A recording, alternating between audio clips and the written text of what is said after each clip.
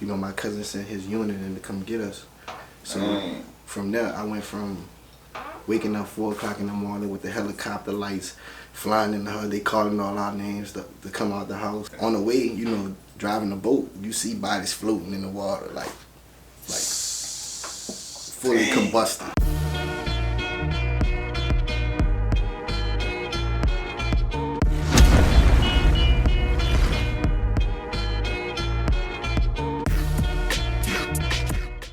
I'm originally from downtown in the Samoan area, 2 on Iroquois to be exact. Like I stood right on that corner, that other corner house. Yeah. And I went to AP2 road and shit. You know, eventually, you know, I went to 3-5 from there. So you know, I'm a downtown baby. You know, that's where I'm from. Right. We actually did go to school together. Yeah. We graduated the same class too, huh? 11. Yeah, you was hooping, huh? So tell me a little bit about that, like how you got to the hooping, you know, how that transition.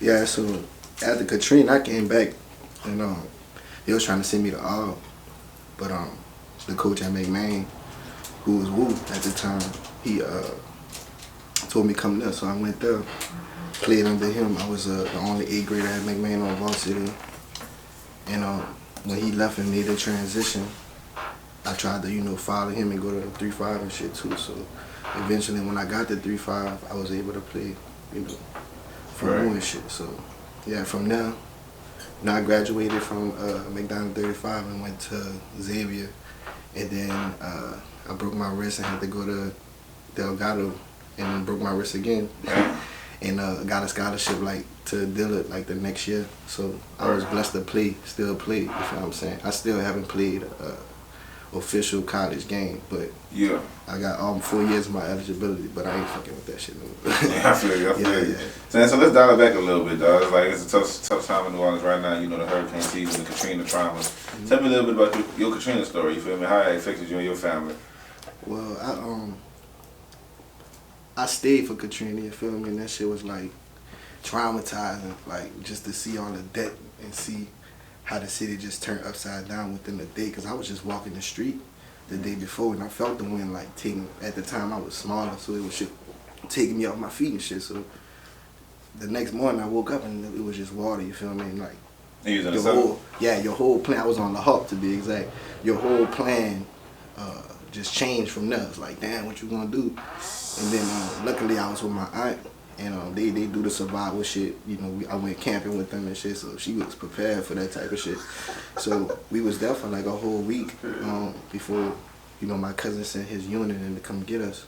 So from there, I went from waking up 4 o'clock in the morning with the helicopter lights flying in the hood. They calling all our names to come out the house. It's like 4 in the morning, bro. You just see, you know, like when somebody got a robbery going on, they flashing the lights in the house. That shit was crazy, but you see the helicopter and they got the boat out there. So they told us get on the boat. We went from the boat to the interstate. The interstate took us to the helicopter. The helicopter took us to the airport. We got to the airport, dog. Bodies just lined up. Wow. Along the airport going into the entrance, bro. It's no bullshit. I'm like 12 at the time, so that shit was like, damn. On the way, you know, driving the boat, you see bodies floating in the water, like fully combusted. You feel what I'm saying? That's like, traumatizing because I had left like 3 days before. So, you know, going back, I went back. I didn't go back till 3 years later. You feel me? My people went back to go check on the house and stuff like that. But I was young. I was just saying age, you know, like 12, 11. And they didn't really want to, you know, take me back to see that shit. But then when my brothers came back and told me, I was like, dang. Like, I remember it was this one dog that had bit me around the corner from my grandma's house. A pit bull. And it was like the pit bull was laying on top of the house dead and stuff like that, though. It was crazy. Yeah, shit was crazy, dog. Like, you just heard, like, in the middle of the night, you just heard gunshots, like, boom, boom, like, all throughout the night. Because it was like people looting in houses. They don't got no food. They just trying to find. They trying to survive. You feel what I'm saying? So they just looking for a place where they can get what they need and get the fuck. And some innocent bystanders get hit.